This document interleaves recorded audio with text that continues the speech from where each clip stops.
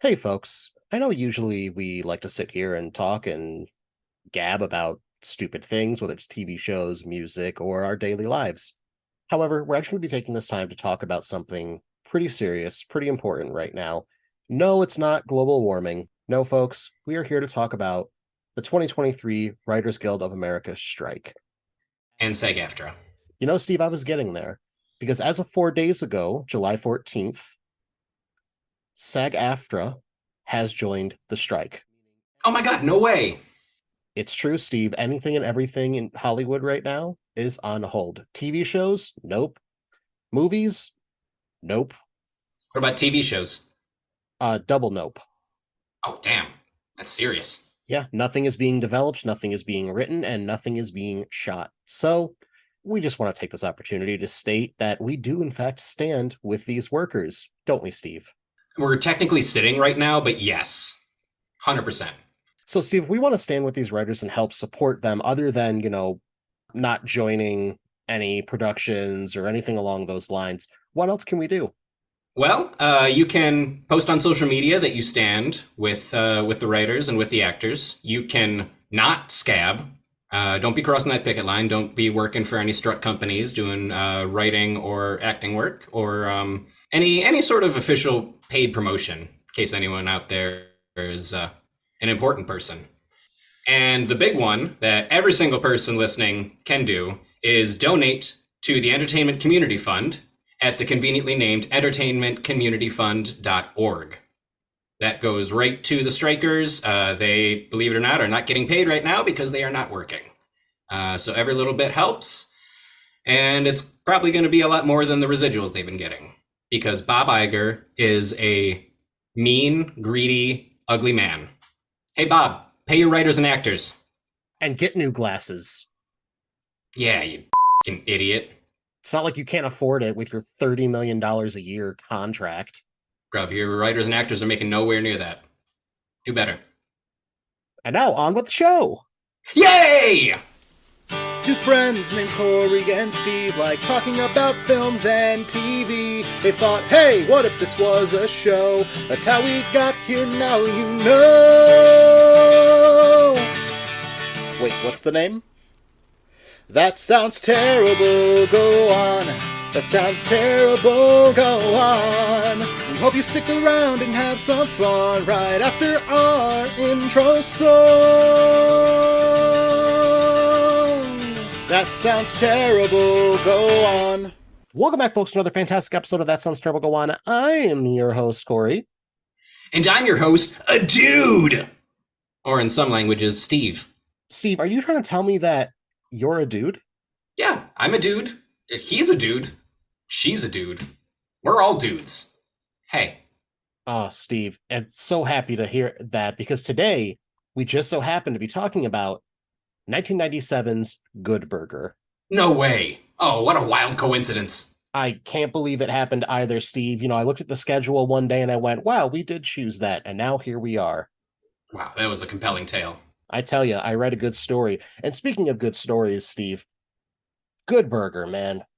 It certainly has a story. It certainly has a story. It was the second film ever produced by Nickelodeon. We're just getting into the late 90s at this point. So, Lawless Wasteland Ahoy. I'm just going to forewarn everyone now. We are going to be using that phrase so often. And Nickelodeon around this time was a very, very bad kind of Lawless Wasteland also. We'll get near that. We might not get to that, but we'll get near it. And Steve, speaking of getting near things, don't I know you? Don't you? Let's find out. Let's. Steve, the film is about Good Burger, home of the Good Burger. Now, let me take your order, Steve. What do you like on your burger? All right, this may be controversial. I dislike most condiments. I just always have. So my ideal burger, you got beef, cheese, lettuce, tomato, mayonnaise. That's it. That's all I need. With mayo, Steve? Oh yeah, that is like the one condiment that I will abide, and it's great on a burger. It's also great on fries. Uh-huh. Yeah, I said it. Come at me. Come at us on our social medias and our Twitters and our YouTubes and our Facebooks and the threads, probably. Who knows? Zuckerberg, shut up. Corey, why don't you lay out for me what your perfect burger is? I'm gonna be honest, I'm kind of a classic guy. Give me mustard, cheddar for the cheese, romaine lettuce, onion, tomato, a splash of barbecue sauce, and an ungodly amount of pickles. Ooh.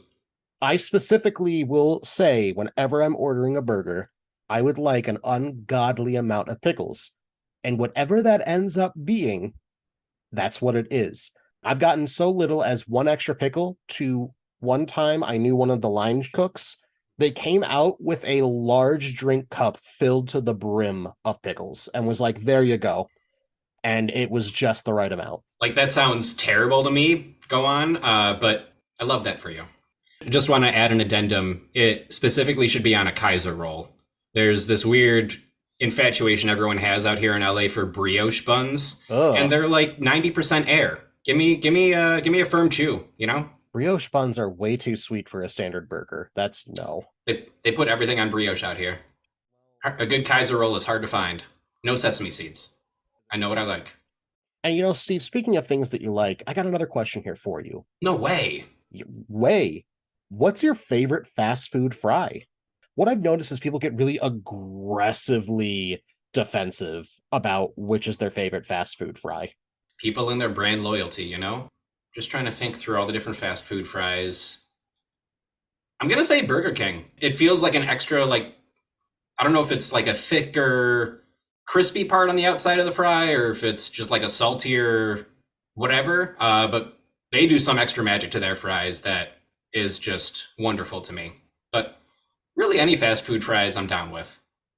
Can't go wrong. You can, but they don't. Corey, what's the top tier fast food fry for you? Man, I gotta go with Taco Bell's nacho fries. They're versatile. End of the day, throw them in a burrito, tastes great. Throw them in a taco, tastes great. Throw them on a taco cheese whatever dusted burger, tastes fantastic. My only complaint is you get such a small amount, but other than that, like I like them. They got a crunchiness to them, they got a softness to them, and the flavor just knocks my socks off. I'll be honest, there was a promo a while back where like Taco Bell was doing free nacho fries with your order, so I got some, and I still felt like I overpaid for the nacho fries. I say that as someone who loves Taco Bell. They're just not for me. We're a Chipotle podcast anyways. Question 3. Steve, as you know, Good Burger is based off of a sketch from children's sketch TV show All That. Now, this isn't the first reoccurring sketch to get its own movie.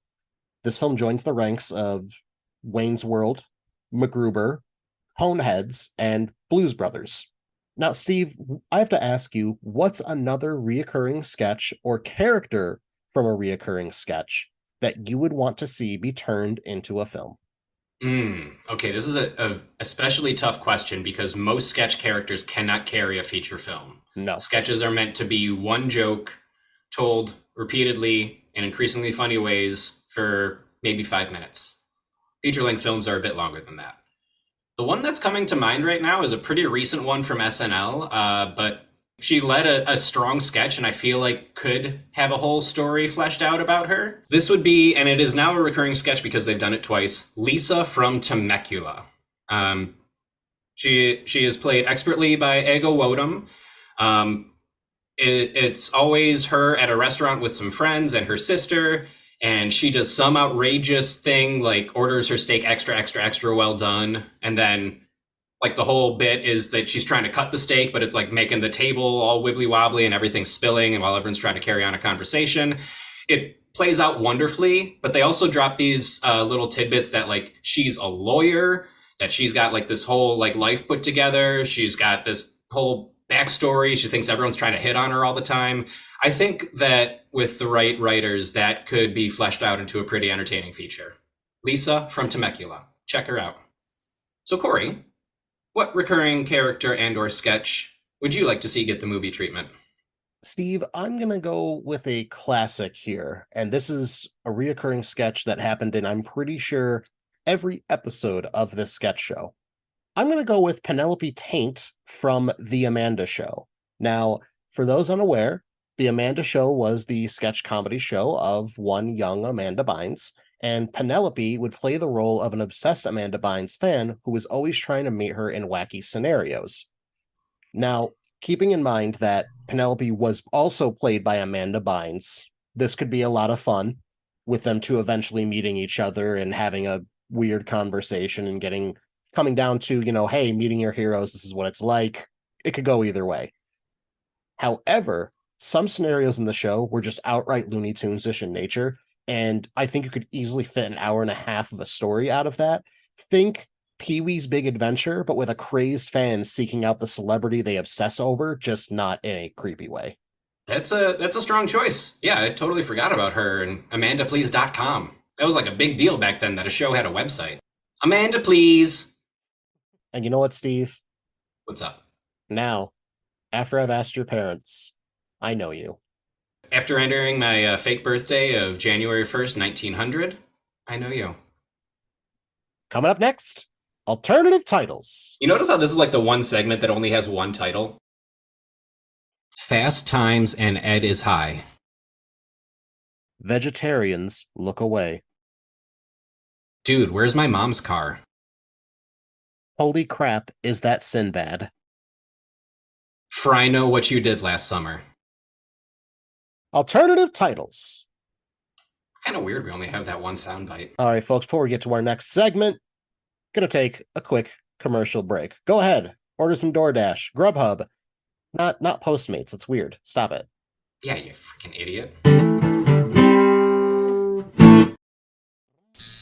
All right, folks, I am here at Goblin's Den Tattoo out in the lovely Syracuse, New York, being currently inked by Leah, owner, operator, and a fantastic individual. Leah, how are you doing today? We're doing good. Doing really good, doing good. Am I doing good? Am I sitting good? Yes. Excellent, fantastic. We're both hydrated. That's the dream. Let's be honest here. So how long have you been tattooing for? I have been tattooing for technically 5 years. So tell me, what are your favorite tattoos to both design and put on people's bodies? I think the biggest thing for me is for someone to be really inspired with their idea, really excited. That's always a plus, and not just like a last second kind of deal. Something that you can think about and be like, yep, this is how we're going to do it, critique it, special, all that jazz. But personally, when it comes to style, my drawing style is preferred anime, but I do like cartoons, I do like spooky, scary stuff. I like plants and stuff. A lot of people come to me for floral. Yeah, so I like more animated stuff that can be stylized. Kind of neo-traditional, but not so out there. Well, you heard it here, folks. If you're looking for any of those kinds of styles or designs, you know exactly where you need to hit up. But again, that is Goblin's Den Tattoo out in Syracuse, New York. What's the Instagram name? Instagram name is Goblin's Den Tattoo. Same for Facebook. We're currently adjusting our social medias and getting them more active. So Instagram, Goblin's Den Tattoo. Facebook, Goblin's Den Tattoo. And my name is Leah Tran, if you're trying to look for me personally. We also have another artist, Sid, and Sid is also on there as well. And folks, the Goblin's Den Tattoo is also a safe place for those of you who are LGBTQ+. So if you're looking for a shop that's both safe and not run by pieces of human garbage, then we can give you the guarantee that the Goblin's Den is the destination. Again, that's the Goblin's Den. Find them on Instagram or Facebook and book your next session today.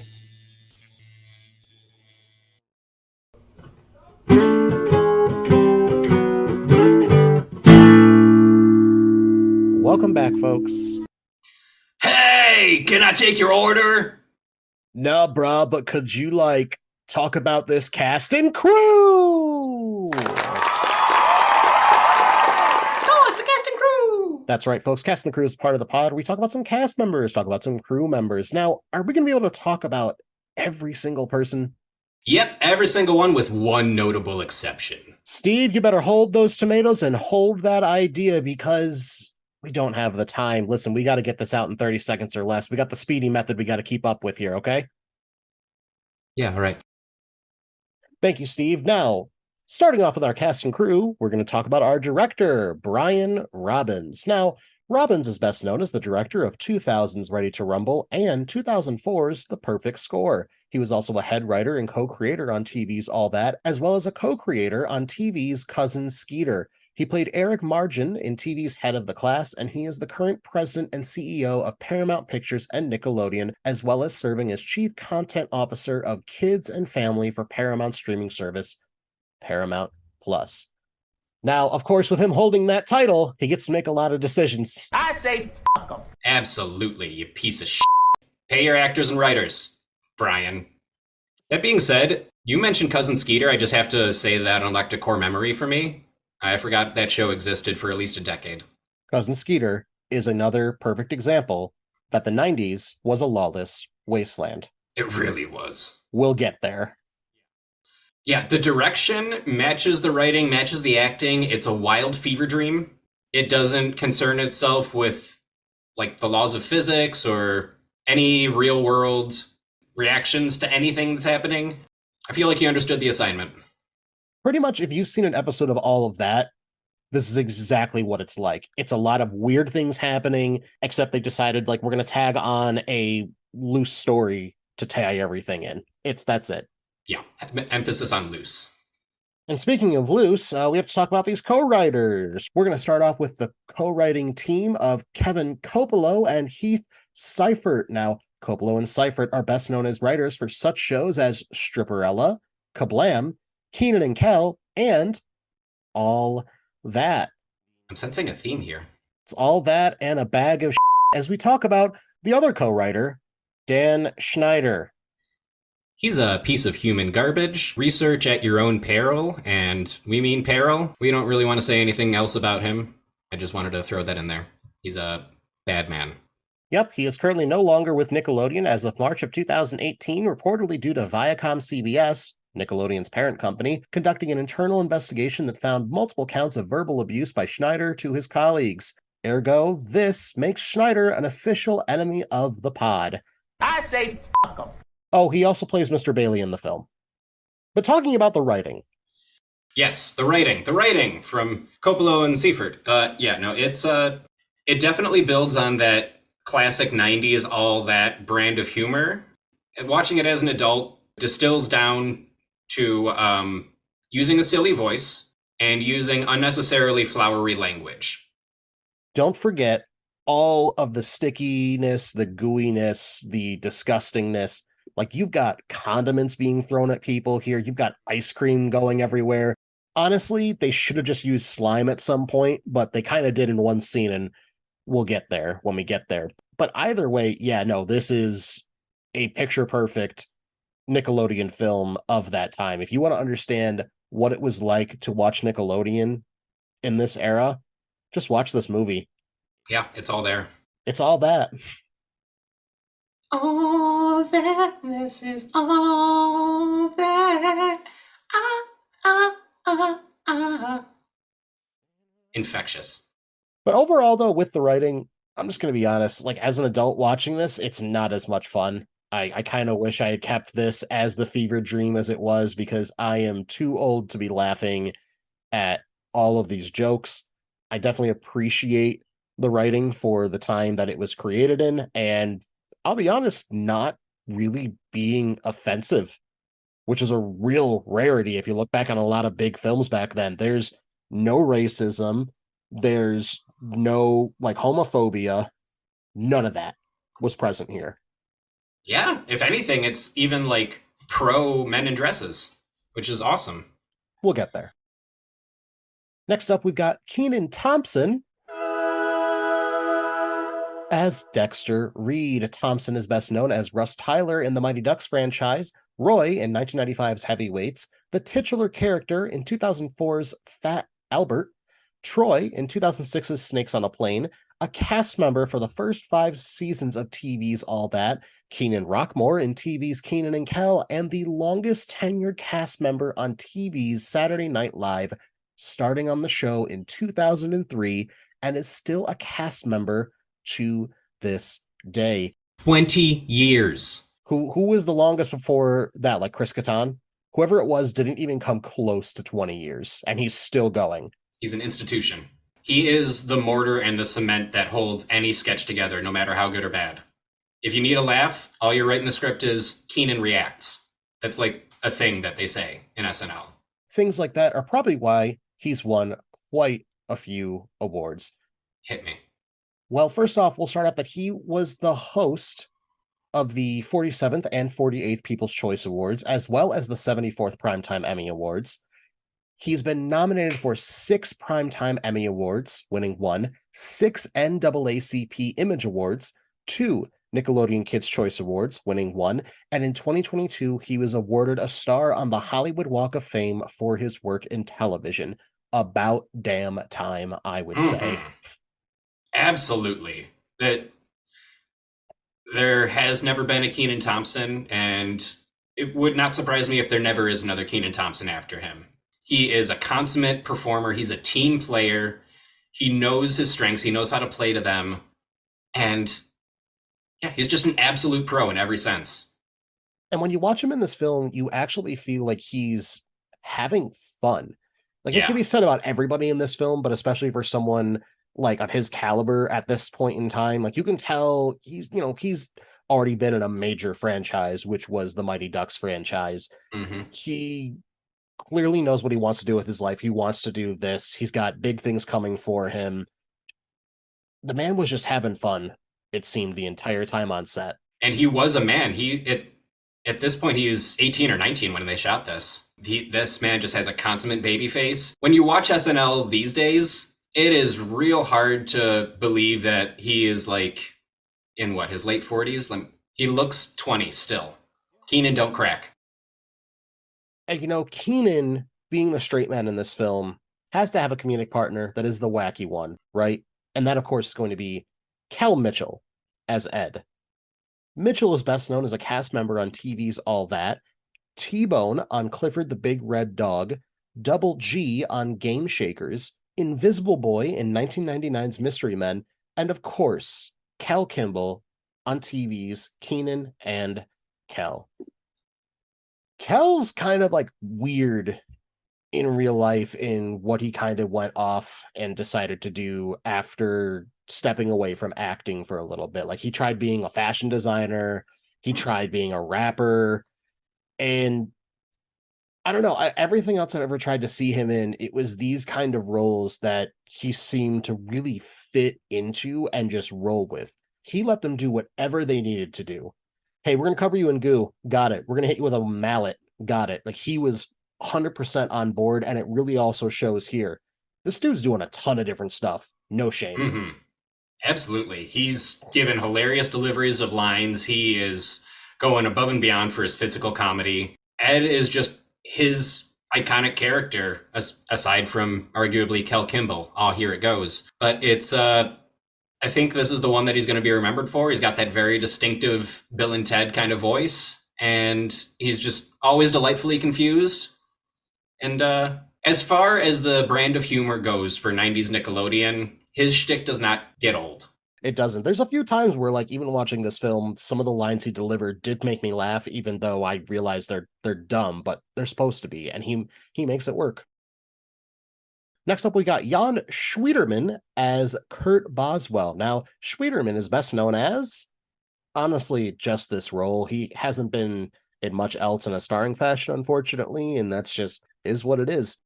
He plays the typical villain, monologuing and revealing his plan when he absolutely doesn't need to. His motivations are that place. That's it. That's his whole motivation the entire time. He sells it. I truly believe that he's a giant piece of garbage because he's just a giant piece of garbage. You could say he's the Bob Iger of this movie, coming in with all his money and his opulence and just trying to crush anyone around him into little bits of dust. Yeah,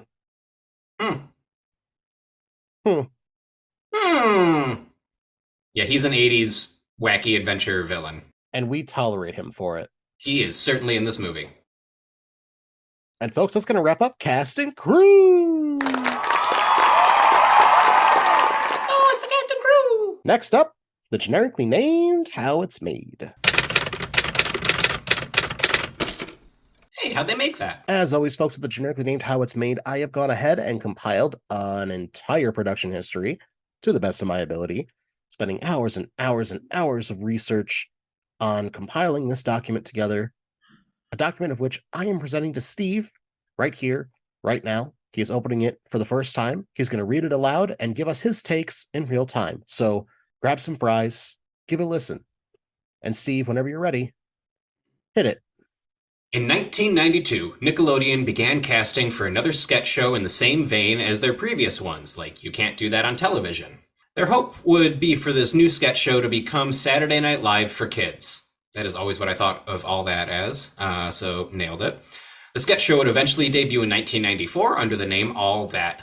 The show would quickly become a hit and a tentpole of the SNCC programming block spanning over 10 seasons. Dude, I was a massive All That fan growing up. I remember when they announced they had the new cast, like Danny Tamborelli and all them. I went nuts. I was fanboying out for weeks and weeks before that season premiere came out. That's the kind of kid that I was. After releasing the commercially successful Harriet the Spy, under their new Nickelodeon Movies production company, parent company Paramount was looking for their next film venture. After hearing about their hunt for another film under the Nickelodeon banner, the writers of All That wanted to throw their hats into the ring. Their white folding fast food hats with braids attached. Brian Robbins has stated that the cast got the idea to just write a movie and then sort of reverse engineered it.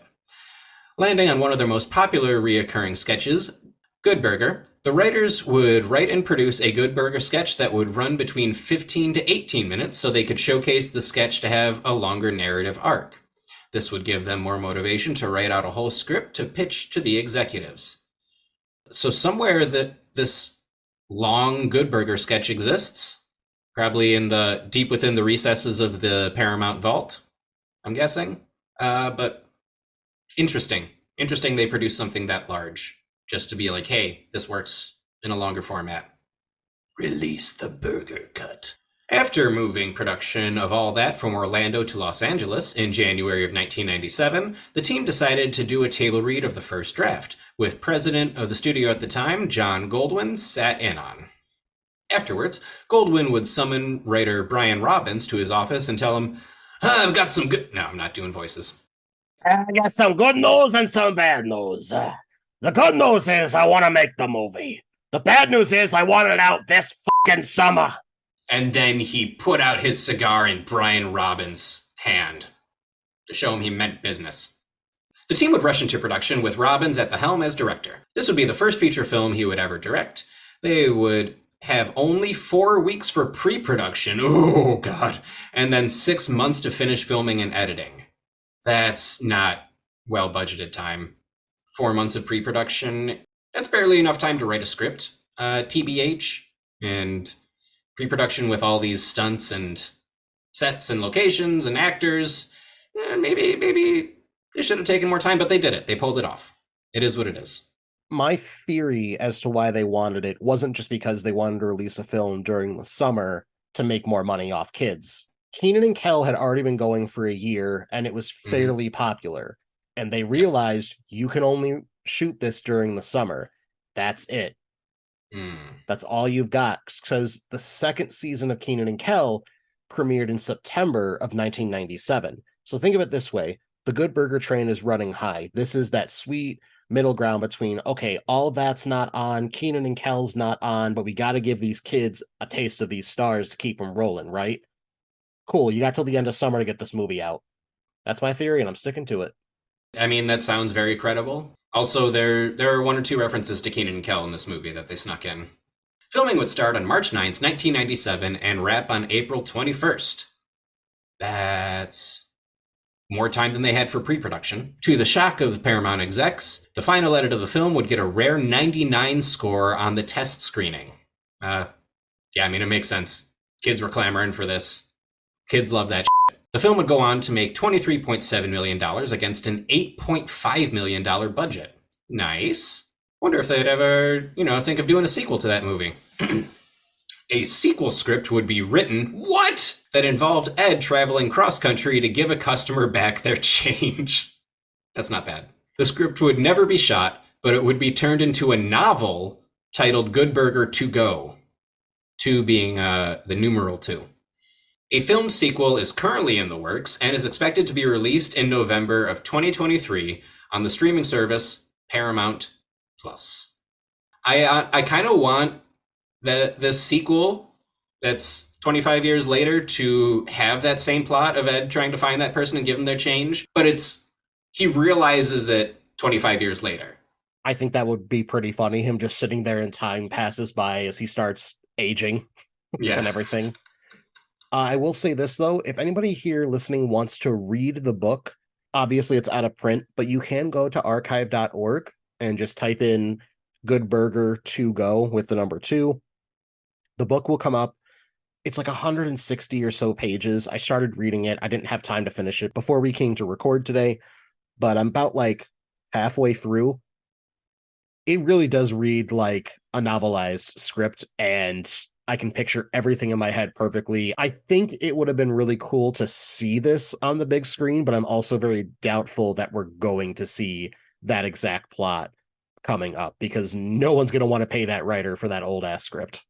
And it's not like they want to pay the writers now. Hey! Ayo, get 'em! And thus concludes the generically named How It's Made. Oh, that's how they made it. All right, folks, before we get on to our next segment, just another quick commercial break. We'll be right back with burgers. Good ones. Hey folks, did you know that we're a couple of corporate whores? We will do whatever you say for money. That's right. We'll give an ad that promises the world to your potential customers for whatever you're trying to sell. Is it true? Doesn't matter. Is it going to work? Still doesn't matter. Give us $5, give us $10. We'll make all your dreams come true, as long as your dreams are limited to having your product hawked on our podcast. But Steve, what if I don't have an advertisement written for you? Well, for a small extra fee, we can write one for you, aka make one up on the spot and half-ass it. That's right, folks. If you have any interest in advertising with us, please hit us up on our Instagram at That Sounds Terrible Pod, or find us on Twitter by looking up That Sounds Terrible. Go on. Slide into our DMs so we can slide into your ads. We're going to do an ad for you. That's right, folks. Fill our bank accounts so we can line your pockets with that sweet, sweet internet money.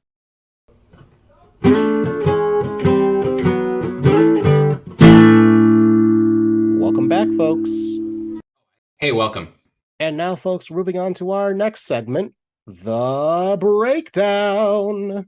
Welcome to Breakdown, home of the breakdown. Can I break your plot down? Oh, don't do this to me. That's right, folks. Breakdown is a part of the pod where we go through the entire plot, beginning to end, scene by scene, giving our takes as we go. Now, are we going to have time to get to every single scene? Yes, extended edition, baby. Director's cut. No, Steve, I'm sorry. There is no Ed's special sauce cut here. But, folks, if we miss something that you feel like we should have touched on, please feel free to hit us up on our Facebook, Instagram, Twitter, or YouTube channel. Social media engagement. All right, folks, order up in 3, 2. On the first day of summer, dim-witted Ed experiences a nightmare featuring talking burgers. Troubled by it, he shows up late to work at Good Burger. Dude, it's literally a fever dream right off the bat.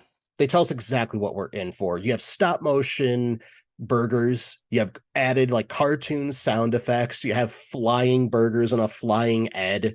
This was something that Nickelodeon just would do a lot back in the day with their little commercial bumpers with, the stop motion and like little things here and there. It's to help keep the kids' eyes glued to the screens when the commercials came on, and it works here. It instantly pulls you right in and says, no, this is where your attention is going. Yeah, and the design of these burgers is just terrifying, if I'm going to be honest. Like, these are approaching the territory of biblically accurate angels in how just horrifying they look with their giant eyes and their almost human-like mouth movements, but not quite. It's a nightmare. Like, I get why Ed is, all sweaty and screaming when he wakes up. And the other thing about the dream, too, What is the first sentence of this film that is uttered? Welcome to Good Burger, home of the Good Burger. Can I take your order? Right into the camera. It's so cheesy, but you just have to love it. The kids knew what they wanted when they came to the Good Burger movie, and it gives it to you right off the bat. Okay, so Ed wakes up, and then we get what I feel is the best joke of the movie. It genuinely made me laugh, and I'm giggling a bit thinking about it now. He wakes up, and it seems like they're going to do like the standard tired, oh, alarm clock is going off. He hits it, realizes he's late, and gets up, and wah. But instead, he picks up the clock, looks at it, and screams, Oh, a clock! and then just goes about his day at a normal pace. And it's perfection. It's a 10 out of 10 joke. And like part of his normal day is him showering with his uniform on because Yes, Good Burger is life it really is. He never takes it off. throughout the entire film, and I love it. It really shows that this character loves his job, loves being around burgers all day, not even including all the stuff around his apartment. Like he's got like the burger phone. I think he had like a burger like lamp, which is crazy. As he's leaving his house to get to work, he's rollerblading. He's getting into all these type of like hijinks. He's dragging a little girl behind him by her jump rope that he gets tangled up in. Something that I started doing at this part of the movie, and I feel like I may have missed a couple, but it's obviously pointless to point out every logical fallacy, every impossibility in this movie, because that's not what they're about. It's a cartoon. We get it. However, dragging that girl by her feet along the pavement for that long, 100% going to kill her. So I decided to start keeping a body count. We're at 1 right now. And I feel like the second one is easily playing basketball with a baby. Yeah, so that puts us at 2. So for those who need a quick jog of the memory, let me paint you a picture. Ed is, of course, rollerblading, trying to get to work, and he is being clumsy as all get out, and he runs into a mother holding a child, a baby. And he accidentally grabs the baby from her arms, and he rolls downhill onto a basketball court where many men are playing basketball. During the kerfluffle, he keeps rolling and accidentally ends up with the basketball, but the men playing basketball are now holding the baby and treating the baby like a basketball to the point where they actually do a layup with the child. And it's only after the layup that the entire group realizes, wait, that was a baby? Yeah, that thing dead. Oh, heck, that child is absolutely dead. Like they are throwing it up in the air. It's going upside down. It's clearly a doll, thankfully, but I'm watching this like, no, that child is dead. Barely 5 minutes into the movie, body count is 2. And then, of course, when Ed arrives, there's someone there screaming about, I'm a customer, I want my order, blah, blah, blah, blah, blah. And Ed's response is so cathartic to me as someone who's worked in food service and had to deal with people screaming in your face. He's not even answering him in an aggressive or mean tone. The guy just gets frustrated and up and leaves, which is the best kind of customer. Yeah, I feel like this customer was a stand-in for one of the regular Good Burger recurring customers. But obviously they couldn't put him in this movie. I mean, I guess they could have. It's Nickelodeon. Who cares? But so that would be the recurring character of Lester Oak's construction worker, played by Kenan. But obviously Kenan is a very different role here. I'm guessing they just probably didn't want to confuse the kids because no one else got double cast. But I feel like they wrote Lester Oaks in and then at the last minute decided, nope, Kenan's not doing 2 roles. So they threw this guy in. Also, that's the character's full name, Lester Oaks Construction Worker. Please, Mr. Oaks Construction Worker was my father. On the same morning, Dexter, a high school student, steals his mother's car after she leaves for a business trip. He accidentally crashes into the car of his teacher, Mr. Wheat, after swerving out of the way of a rollerblading Ed, who was out on a delivery. With no driver's license or insurance, he's in danger of going to jail. Mr. Wheat agrees to allow him to pay for the car damage instead of calling the police. With the damages estimated to be $1,900, he must find a summer job in order to pay for the expenses. Sinbad is such a treasure in the world of family-friendly comedy. He knows how to walk the line just right when he needs to, but mostly stays on that kid-friendly side. And He's so entertaining. Yeah, I am convinced they either did not bother writing any dialogue for Sinbad, or they were fine with him completely ignoring the dialogue they did write for him, because he's very clearly just riffing, and it's entertaining to say the least.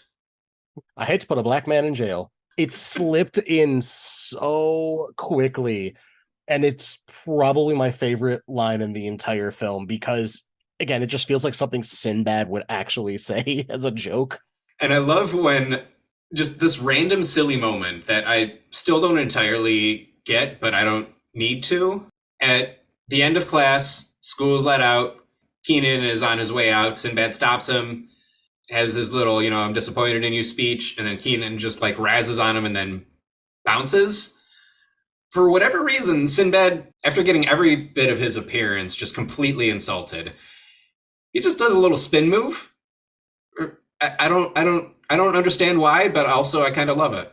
Do you want to know why? Do I? Will it ruin the magic? No, I think it makes it better. So Dexter called Mr. Wheat Shaft, and Mr. Wheat took that as a compliment. Ah, okay, yes, I missed on that. Yep. Also, can I just say, I forgot how many shirts kids would wear in the 90s. Like, Dexter is literally wearing a shirt, a zipped pullover, and a rain jacket in California in the middle of the summer. You gotta layer up. For what? The earthquakes? Hey man, we need padding. The 90s fashion is all over the place here. I dig it, It brings me back. And speaking of bringing it back, man, I've always loved how Dexter calls out Why? when he hits Mr. Wheat's car and realizes it's Mr. Wheat. It is a callback to something that Kenan does say on Kenan and Kel. However, in this situation, it feels like he's calling out to the universe instead of somebody in particular. Yes. It's pretty great. Also, fun fact, why was Ed doing deliveries? Because their last driver showed up to work without his pants, which is exactly something that Ed does at the beginning of Good Burger To Go. I wonder which of the writers that idea came from. Dexter first finds employment at Mondo Burger, but after a clash with the strict manager Kurt Boswell, he is fired and has to find employment at another place. While sitting at Good Burger and drinking Good Shakes, he meets and reluctantly befriends Ed, who helps him get a job at Good Burger as the new delivery driver. Ed introduces Dexter to a slew of colorful employees, including Monique, played by Shar Jackson, whom Dexter immediately starts hitting on. Dexter does not recognize Ed as the one on rollerblades that caused him to hit Mr. Wheat's car. What in the absolute world is this monstrosity that Dexter is building at Mondo Burger? I get that messes in the kitchen happen, but he keeps throwing multitudes of toppings at this patty. At one point, he had to have like 15 slices of cheese that he drops on it and just starts slapping like 7 pickle slices on it. And these aren't like the round slices. These are the long boys. That's that staple 90s slapstick physical comedy there for you for Nickelodeon. You have the person either scream or stammer and have them make as big of a mess as possible with the rest of their body. Always got a laugh out of the kids. Also, a great quick cutaway with Kurt saying to Dexter, I hate a messy employee. And it cuts to Ed in the Good Shakes machine. Yes. To me, this was we're not going to put slime in the film, but this is essentially slime because Ed pops his head out. He's like, I'm just trying to fix the machine, Mr. Bailey. As incompetent as Ed is, I have nothing but love for the character. And something I realized about this film, obviously most of the characters are children. There's really only one actor in this film that suffers from being a child actor. You want to guess who I'm thinking of? Is it Kurt? It's Dan Schneider. Yeah, he does a terrible job of acting. Yeah, I'm not sure why he put himself in this role. Vanity. They also have a quick little throwaway, which again ties back into the jokes that we would see during the sketch on the show. Look, I ordered one Good Burger with nothing on it. Quick distraction to the plot, but it works because it makes it seem more grounded in its source material. Yeah, I do like that, like between story beats, we're still getting little glimpses of the sketch itself. Well, because you can't ignore, well, you could, but you shouldn't ignore the world that is already established. Going into this, you know how Ed is going to be with customers. If you don't show him randomly having interactions with customers and people, it just sucks any and all magic that this film had.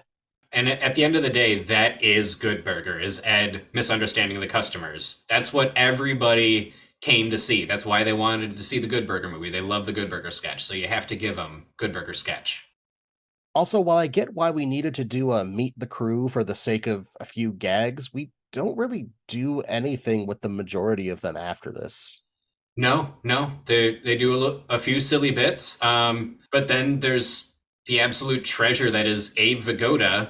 Yeah, Abe Vigoda's hilarious, honestly, in this film. Like, the shot of him with the oxygen tank is still funny to me. It's even funnier that Abe Vigoda would live for another 19 years after this film came out, when they were like, Yeah, but look at him. How much longer could he possibly live? And he gets some of the darkest jokes, too. I should have died years ago. Is his first line. Tough break. It's amazing. let's talk the design of the Burger Mobile, because it is so aggressively over the top. Yes, and wildly impractical. The French fry windshield wipers.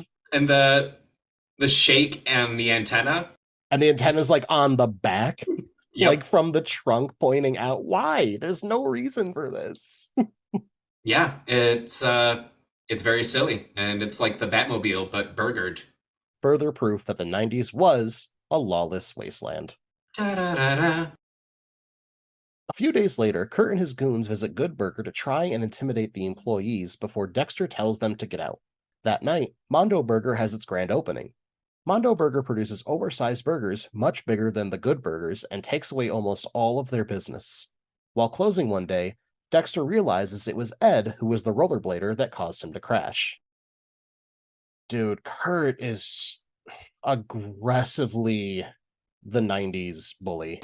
The second we open our doors, Good Burger goes in the grinder. Yeah, he's basically a parody of them. He's just rolling in with his two goons. In matching outfits. Of course, got that Mondo Burger uniform, which, by the by, kitchens are a notoriously hot environment. So if you're covered head to toe in what looks like just plastic tracksuits, that's gonna smell real bad. Gonna be a lot of moist cooks. Well, thank God they're family, Steve. Ugh, it's the worst thing a job can say. Ugh. How about the one cook Spatch picking up the Mondo Burger and a spatula just flops over? It's a shtick. It's silly. It's so aggressively 90s kids film. To be fair, it does understand the American consumer. If there's a bigger burger for the same price, people will buy it. Doesn't have to taste good. Mm-hmm. I specifically remember the time where there was another fast food joint that was trying to compete with McDonald's Quarter Pounder. Oh, yep. A&W. Yep, they came out with a half-pound burger, and the American public generally thought that the quarter pound was more because it was 1/4 as compared to the half-pound burger 1/2. Yeah. We're dumb. Truly.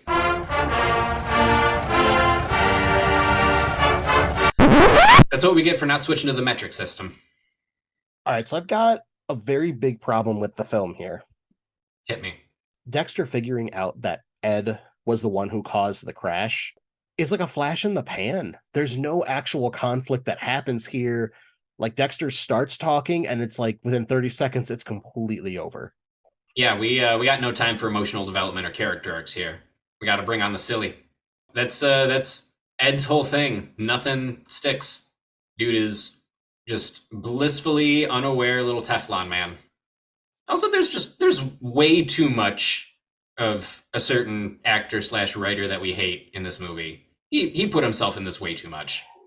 Yeah, I'm glad that as we get further into it, he starts backing off a little bit, but yeah. It's one of his few acting roles, thankfully. Gross. Anyway, speaking of gross, the Mondo Burger opening. They have all the money in the world. It's like a 10-piece band, a red carpet, 5 million beautiful people in elegant ball gowns and tuxedos. And like, I've seen some, pretty impressive fast food openings. Like, what comes to mind is when Mighty Taco opened in Henrietta when I was in college, and the line was literally around the block for like weeks. Different vibe here. It's like a movie premiere. Yeah, like there should be spotlights in the air. There should be paparazzi, the whole 9 yards. Oh yeah, all 9 of them.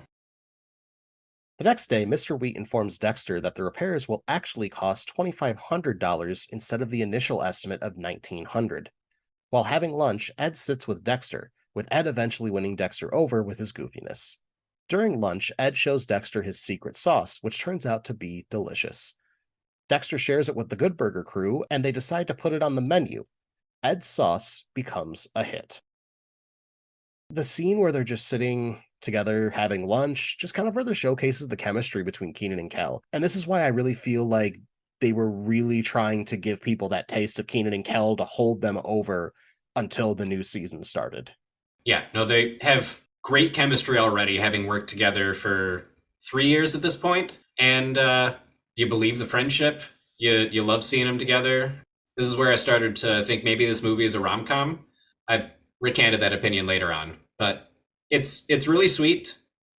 And that is probably the reason that we don't get that extended conflict and that character development and character growth, because they just want to have them be friends. And given how long they had to actually write this out, I get it. Totally. Speaking of weird writing, the Ed Sauce reveal is completely out of nowhere, but it works. It's the only thing that's going to give them a fighting chance up against Mondo Burger. They needed to move what little plot there was forward, and how do you beat a bigger burger? A better burger. And how do you beat an even better burger? An even bigger burger. No, Steve, you have to have a musical montage of sales happening to an original song written for the film titled We're All Dudes, performed by ska legends Less Than Jake, featuring Kel Mitchell.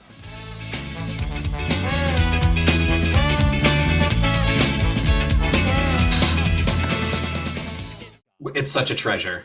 It's such a fun song. And I think this may be the first and only original ska song ever written for a major feature film. I can't name another one. Someone fact check us. It is incredibly 90s. It is the most 90s, and it's great. I hear they actually still play it in their tours. They'll play the whole song. Amazing. Also, this has to be the song that goes through Ed's mind all the time. Like, he hears the horns and the guitar and everything, and that's the kind of origin story that we needed. But yeah, it was already catchy enough when Kel would sing it at the beginning of most of the sketches. I'm a dude, he's a dude, she's a dude, we're all dudes, hey. It's a universal message of acceptance and equality. And they ran with it. It works as ska. Ska's the limit. With sales increasing, Mr. Bailey starts to give Ed 10 cents for every good burger sold. Dexter then tricks Ed into signing away 80% of his take so he can pay back Mr. Wheat. After closing that day, Ed shows Dexter his secret place, aka the roof. On the roof, Dexter shares that he and his mom moved around a lot growing up and how his dad bought him a special yo-yo before he abandoned his family. The two further bond the next day as they deliver a good burger to none other than Shaquille O'Neal. Man, Dexter up to some scheming bullshit here, man. But on some level, I can't really blame him for wanting a take of Ed's sauce in order to pay off Mr. Wheat.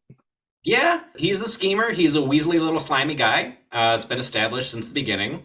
It's in character for him to do it, and Ed never really minds, beginning to end. Also, on the roof, it's too quick of a scene, I feel. It shows a real moment between these two. Dexter shares something very real about himself. Ed is just like, oh yeah, Good Burger is my life. I love it here. I love working here. Something like that. And that's honestly Ed in a nutshell. But I feel like the moment isn't really dived into enough to really make a lasting impact. I've probably seen this film about a dozen times. I keep forgetting that this scene happens. I watched this film twice in preparation, and I only noticed it on the second watch. Yeah, this scene is definitely fast food. But I feel like they just had to keep it moving, had to keep it at an hour and a half, because they know kids don't have that long attention span. Thanks, MTV. And you've only got a few months to shoot and edit. Also that, yes. All right, let's talk about this Shaq cameo. When they get into the locker room and Shaq's doing his whole presser thing, Ed screaming, Shaq! That's another bit that's just ripped right out of Kenan and Kel. Shouting famous person's name, running up, and they both hug him. I feel like that happened a lot in that show. I have not watched that show enough in a hot minute, so I'm going to take your word for it, because it sounds like something that would actually happen. Right. It seems like a Kenan and Kel bit, and it works.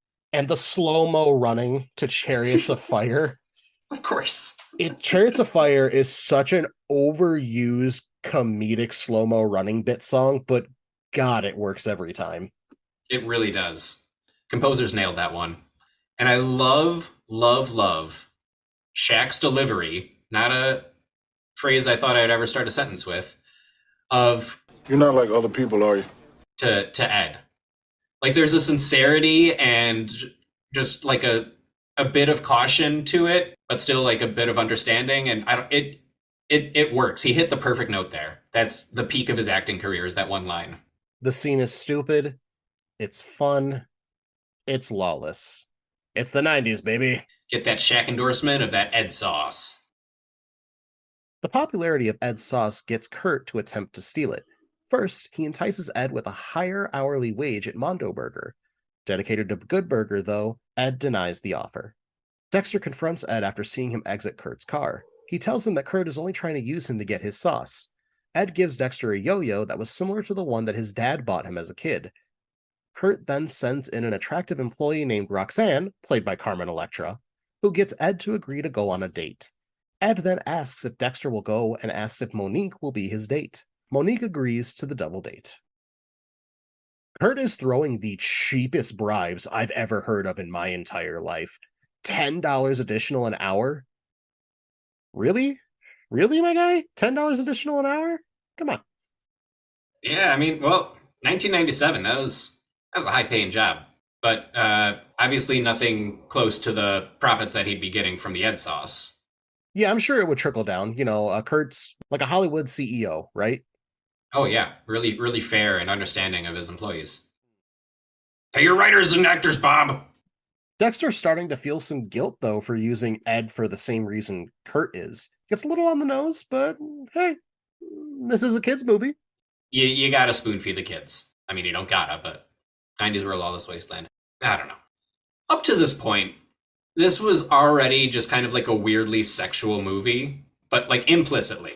Like, it's just sort of, Bad Man wrote it, just sort of hinted at throughout the movie. Like, especially Ed saying, "Do you want to see my special place?"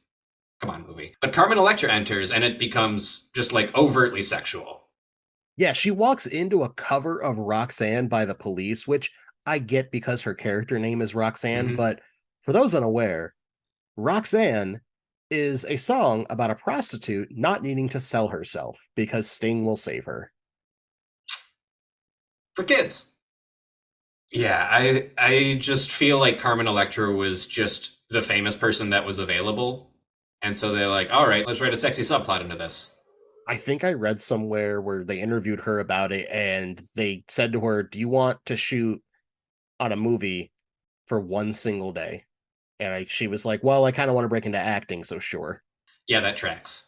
Yeah, because does not give a good performance here, and I don't blame her. If you're early on set for one day, it's your really first acting job, you're not getting much direction. She is the most obvious femme fatale. That's probably the only direction she was given. One of the things you'll also notice, if you look in the background while Roxanne is asking Ed on a date, you can see Spatch back behind the grill, and he's literally shaking in excitement at the very sight of Roxanne. It's really creepy. Oh, boy. Yeah. Oh, boy, Spatch. Yeah, you can't see his hands. It's extra creepy. Oh, no. During the date, Roxanne fails to seduce Ed into divulging his secret sauce recipe, ending up badly injured. The next morning, Monique tells Dexter off and breaks up with him after she discovers his attempts to cheat Ed out of most of his money. Later, Dexter tries to talk to Ed about the contract, but they are distracted by a dog on the street and attempt to feed him a Good Burger and a Mondo Burger. It eats the former, but refuses to even look at the latter, apparently sensing something wrong with the meat. All right, so these injuries that are done to Carmen Electra. She gets hit by a golf club, hit by a golf ball, going very fast a few times. I'm bringing the body count up to 3. Yeah, I would say she at least had a concussion, and then taking a bumpy car ride is just yeah, she died. Yeah, she done. No more Carmen Electra. Also, the whole date thing was just further showcasing, here's Ed talking to regular people, and he doesn't understand. It's a ton of slapstick, which again, it's a 90s kids film. It makes sense. Doesn't mean I have to enjoy it. This scene gets a lot more time than Ed and Dexter on the roof. It bothers me, man. It bothers me. And probably because they could fit so many gags into this, so it just ate up time. Sure. A lot of padding in this film. Oh, yeah. Oh, yeah. Gotta keep that runtime exactly an hour and a half. Doesn't matter how we get there. Side observation, Dexter and Monique are trying to get Ed laid, aren't they? Yeah. Yeah, I feel like they're trying to be a bro and set him up.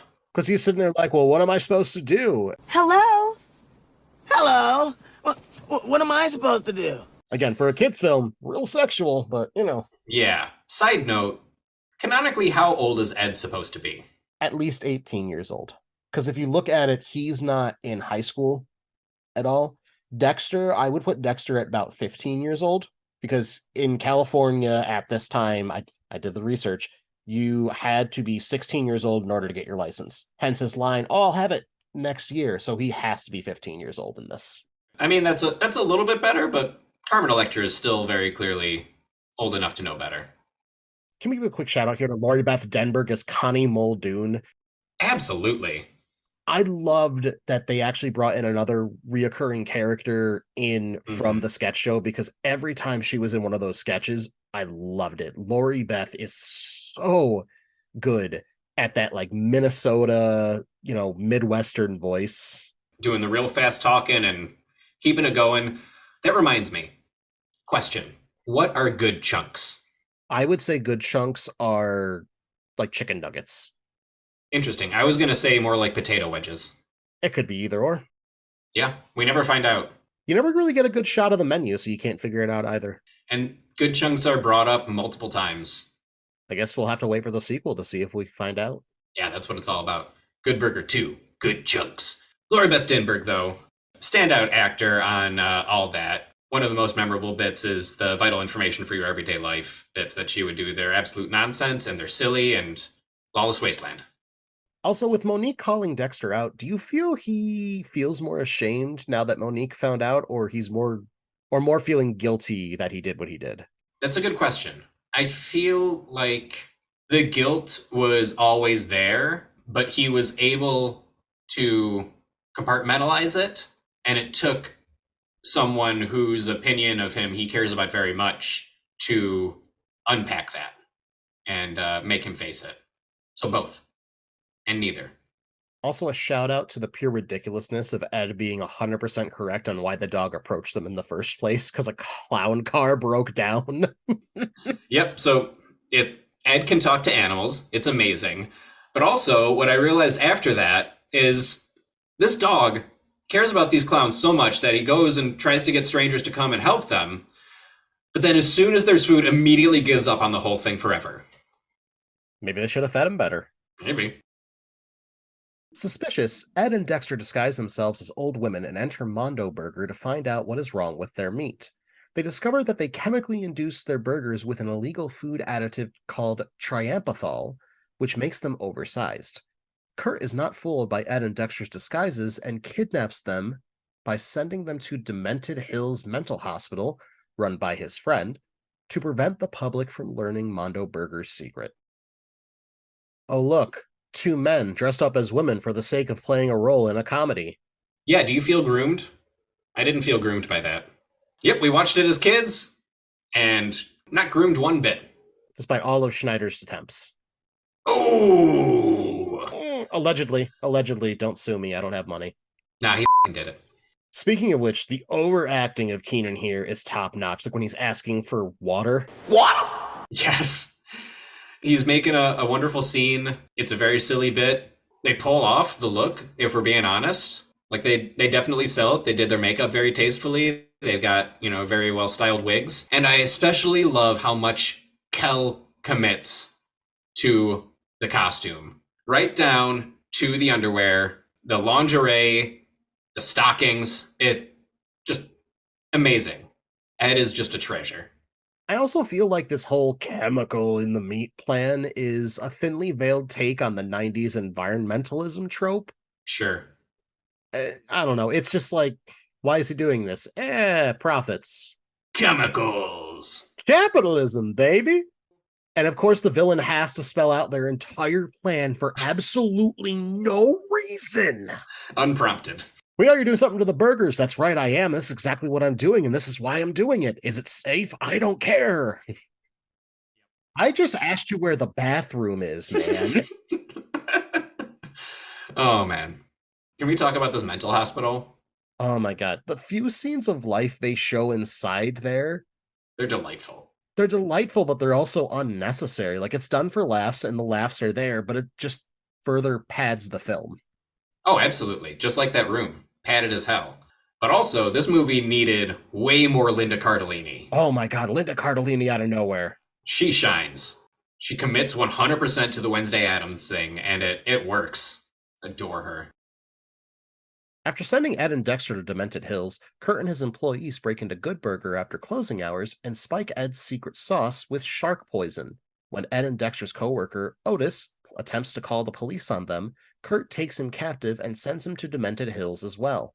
There, he tells Ed and Dexter about Kurt's scheme to poison the secret sauce. Why shark poison? Because the 90s was a lawless wasteland. There's no rhyme or reason, and again, Kurt tells Otis his whole plan for no reason. Yep. Kurt is living every week like it's Shark Week. That's what's happening there. I also got curious and I looked up if shark poison was a real thing. So it's not. However, shark's blood is super poisonous to humans due to the high levels of mercury found in it. So if you ask me, he actually put shark blood into Ed's sauce, which makes it extra gross. It was certainly that color. I'll buy it. Yeah. I wanted to go back to the mental hospital just for one thing. I think that was in that first section. Ed frees the large man from the straitjacket, and then that man immediately kills at least 3 people, like right away. Doesn't take him 15 seconds. So I'm just going to be conservative and say it was just 3 deaths. That brings our body count up to 6. While trying to think of a way to escape, Ed begins to dance and sing, encouraging the other patients to join in. After the entire mental hospital breaks out in dance, the trio escapes. They steal an ice cream truck to leave, but are pursued by a Demented Hills van. Ed and Dexter throw ice cream treats at it, causing it to crash.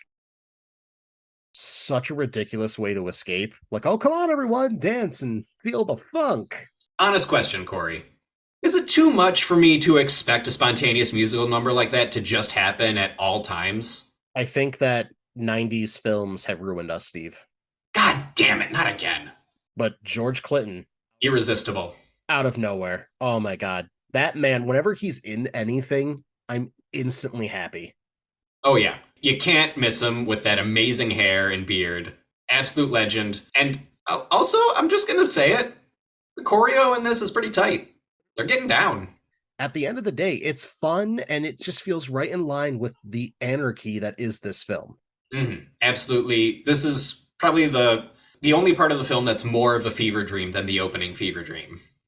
2 things. 1, Kenan gets the guards to join in on the musical number, and then he participates in the obligatory 90s nutshot twice. Gotta have that. And then also, when they make their escape, starts off with Kenan being defenestrated from either the 2nd or 3rd floor, head first, bringing her body count up to 7. Don't forget Kel jumping out the other window. But he at least went led with his shoulder. He'll probably survive that. Injured horribly and cut up completely, but technically alive. So once they make their escape of the asylum, they hijack an ice cream truck, and then the throwing ice cream to take out a vehicle chasing them. It's such a 90s Nickelodeon thing to do. Like, you've got the ice cream melting, it's sticky. At one point, I'm pretty sure Ed yells out, "Fudge!" and then throws a thing of fudge at their windshield. Kids love ice cream. Use ice cream to defeat the bad guys. That was the whole 90s thing. Kids rule. Upon arriving at Good Burger, Ed stops a lady from eating a Good Burger with the poison-laced sauce just in time. Dexter then informs the staff that the sauce has been poisoned by Kurt and convinces them not to let anyone consume it. Ed and Dexter then break into Mondo Burger so they can expose the chemically induced burgers to the police. While Dexter provides a distraction, Ed tries to take a can of triamphethol, but accidentally knocks one into the meat grinder. Ed then decides to pour the rest of the canister in. I'll tell you right now, man, Mr. Bailey, sound like he's about to have an aneurysm, and I'm all for it. Yeah, go aneurysm. Team aneurysm! And when they finally get back to Good Burger, we get another just golden Abe Vigoda delivery of, I need a hot jacuzzi. this man made the most of a bit part in a kid's movie that he was clearly well above, and he's just having so much fun with it. We love to see it. Also, notice the costume change Dexter has. He's suddenly in his Good Burger uniform while they're breaking into Mondo Burger. I want to say this was done to show the unity he feels now with Ed, who always wears the uniform, but this film isn't that clever, folks. The curtains are just blue at this point. Probably just an easier way to set him apart from everybody else there, like visually. Also, here's where I came to the realization Ed is Mr. Magoo. Go on. I mean, that's most of it. He's just kind of bumbling his way through life, completely unaware of any like animosity or danger around him, is just having the time of his life in his own little world and getting out of everything completely unscathed. Ed Magoo. Also, got to talk about another 90s trope here, the spraying condiments onto the bad guys while trying to get away. Mhm. Dexter has like 6 of them chasing after him, and he's just like, take it with the mustard. Nothing stops a bad guy like some ketchup and mustard, you know? That's the secret they don't tell you on the streets. The streets of what? Pain. On the roof, Kurt catches Ed and Dexter to confiscate the empty can that Ed is holding. Just then, the building begins to blow up, caused by the triamphethol overdosed burgers exploding. After it destructs and the patrons flee, the police arrest Kurt for illegal substance use. Ed then explains to Dexter that he did that on purpose to prevent Kurt from manipulating the legal system and escaping conviction, ironically responding to Dexter's questions by saying, "I'm not stupid." With the destruction of Mondo Burger, Mr. Wheat's car is destroyed once again, with Dexter handing him half the money he owes him right afterwards. Ed, with that slick look on his face when he hands the empty can to Kurt, implying that he knew what he was doing from the start, is great detail. It is a really nice mislead. They lay the groundwork for that delightfully. You expect Ed to just be that simpleton that Amelia Bedelia the whole time. Oh, that's another one he is. He's Amelia Bedelia. Takes everything literally. But yeah, Dexter didn't ask for a can full of triamphethol. He asked for a can. That's what you get, bruh. The burgers just explode. Just because too much chemical. Just let it happen, Steve. Let it go, let it go. Can't hold me back any burger. I really love Ed's whole speech at the end about why he did it and how his master plan played out. It's wonderful. It's exactly what the ending of the Good Burger movie needed. He was secretly smart the whole time. Great. Love it. Also, not to mention that the fact that the meat just explodes and it causes the entire building to shake like an earthquake is very simple camera work fun. However, my problem with this is California. Nobody would be fazed by the ground just shaking. You are not wrong. Realistically, that is how all the Angelinos would react. It would, earthquake. That was a short one. That has been my reaction to so many earthquakes. And also, fun fact, the absolute quickest way to tell if there was an earthquake or if you're just like feeling like your house shift or just a random vibration of something else, the Los Angeles subreddit. Before the earthquake is even done, you'll see like 5 different posts that say earthquake. It is faster than any alert system that exists. It's instant. Anyone out there in LA? That's now you know. What were we talking about? How about the cops just instantly believing that this chemical, which they know nothing about, is tied to this burger joint and just arrest the one guy without knowing anything about him? He was obviously the villain, Corey. Cops know bad guys when they see him. Yeah, I feel like they just needed to wrap it up. God, Kurt's parents should have wrapped it up. You're telling me. Oh, man. He's the reason his parents are pro-choice. Ayo! And the cops just like immediately know that triamphethol is an illegal chemical. Like, they've all just heard of it. It's commonplace. What, you don't already know that? I guess I'm not as well versed on fast food crime as they are. You got to get with the times, Steve. You got to read up on these things. People died. CSI burger joint. My God, this man went to Dairy Queen and then went to Jack in the Box. His colon never stood a chance. Hey, man, don't hate on Jack in the Box. Yeah, but he went there for the ice cream. He went to Dairy Queen for the burger, but They then... don't have ice cream. Oh, God, then what the hell did he get? Crack cocaine. No, not again! Hate when that happens to me. It's like, man, I wanted chicken nuggets. Gosh dang it. What were we talking about? Dexter apologizes to Ed for taking advantage of the latter's salary from the sauce, and both end up on friendly terms. They then walk back to Good Burger, where the employees praise them, especially Ed, as Good Burger's heroes. The film ends as Ed proudly says, Welcome to Good Burger, home of the Good Burger. Can I take your order? So I lied, the best joke in this entire film is said during this scene. Okay. When Dexter and Ed are talking, and Ed's like, wait, why don't you want to be my business partner anymore? Is it because I'm black? The look that Dexter gives him makes this the best joke. Excellent delivery. It's a prime example of Kenan reacts, and yeah, works. Weirdly enough, bringing it back to Lisa from Temecula, that was not intended to be the big closing punchline of the first sketch, but it went so hilariously off the rails that that's what the big joke ended up being at the end. Is it because we're black? Watch it and you'll understand what I mean, listeners. Do you have anything else? No. Ed bookended it for us. Started and finished with the line. Yeah, I think that was really the way to go. You couldn't just end on a, hey, we saved the day, and then fade to black. No, you had to have him kick it off the same way we kicked it in. Really hammer in the lack of character growth and development. Ed is just Ed. Always going to be Ed. And folks, that's the breakdown. We did it. Woo! Delivered, wrapped, burger cart. Now, before we get to our next segment, of course, another quick commercial break. Steve, while you're out, can you give me a number 3 with fries? You want good chunks with that?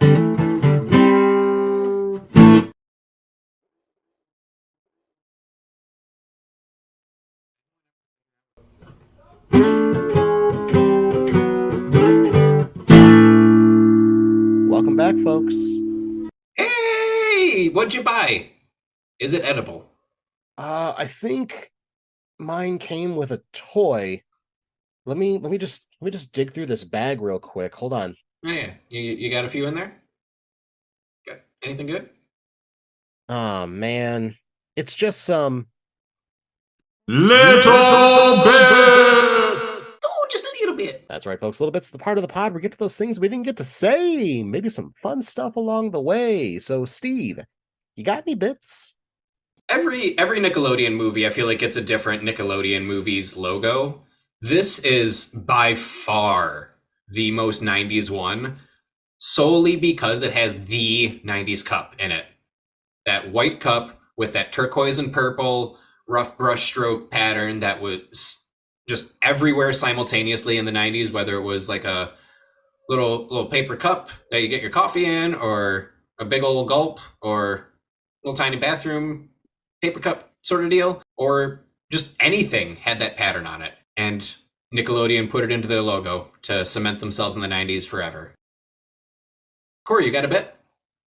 So, according to Cal Mitchell, he created the Ed voice and the look of Ed with a mixture of Jeff Spicoli from Fast Times at Ridgemont High, Keanu Reeves, Milli Vanilli, and the Saved by the Bell's cast speech patterns.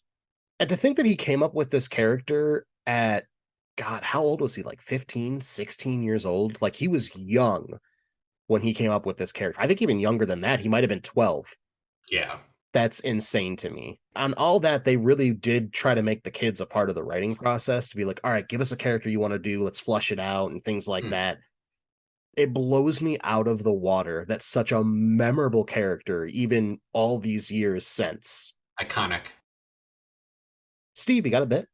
So one little thing that I noticed that is genuinely funny and silly is right after everybody tries Ed sauce for the first time.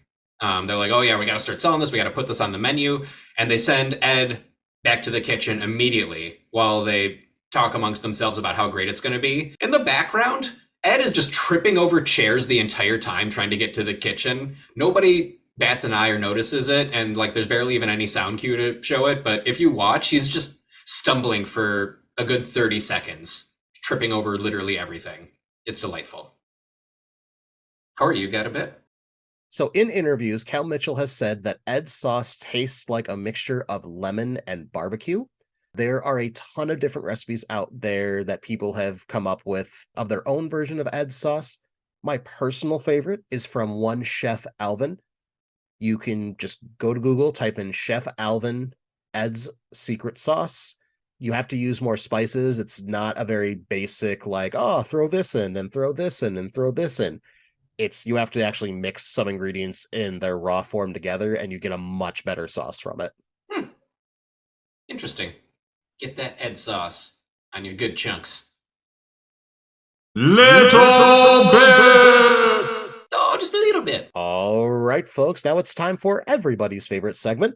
Oh, is it the Untitled Ben Affleck segment? That's right, Steve. It's As Played by Ben Affleck. Untitled Ben Affleck segment. Now, for those who've never listened in, As Played by Ben Affleck Untitled Ben Affleck segment is when we choose one character from the film that we just watched to replace with Ben Affleck. Now, there are 3 eras of Ben Affleck that we have to choose from, so we choose a character to replace with Ben Affleck, what era, and why.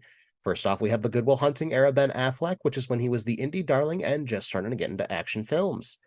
Next up, we have the Jiggly era Ben Affleck. This is the rom-com starting around the release of the Jiggly film.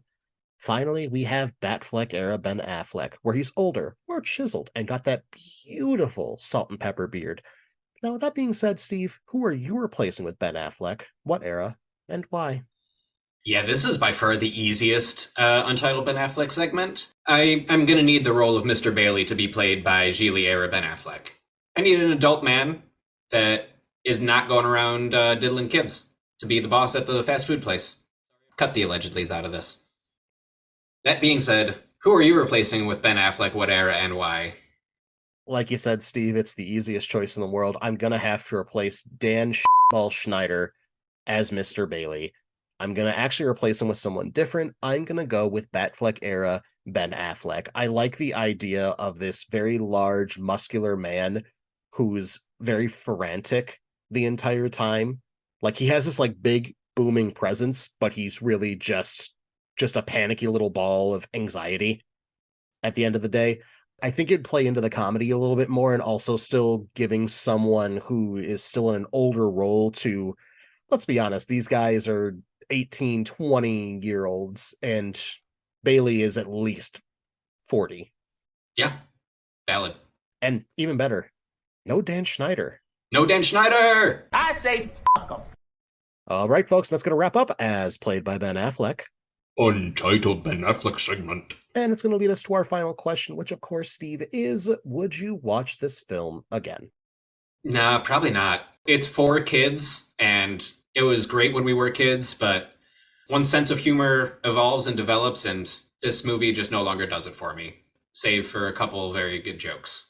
Well, Steve, under what circumstances would you watch this film again? If I am watching this film again, I am going to need a full immersive Good Burger experience. And I'm talking full menu, uniforms, character voices, and then probably the sequel also with it.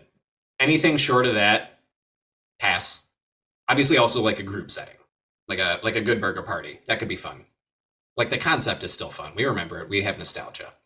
Now, let me ask you another follow-up question. Ooh. Are you going to watch the sequel? Same answer. Corey, would you watch this movie again? No, I don't think I would go out of my way to watch this film again. I watched it twice in preparation for this episode, and I feel like that's enough for at least a few years. But under what circumstances would you watch it? Probably the same as you. I would need a group setting. Like, if someone was like, I want to do a nostalgia 90s night, I mean, obviously we'd have to have burgers, fries, and just probably a decent amount of weed, and just fully immerse ourselves into this film. Yeah, altered states for sures. Particularly, I'd want to have people with me who haven't seen this film since childhood, because I feel like that's going to be the most fun, because either their takes are going to be, let's riff on this film, or they're going to be so excited and joyful about this film that I'm just going to be suckered into that. It's a good time either way. Are you going to watch the sequel, Corey?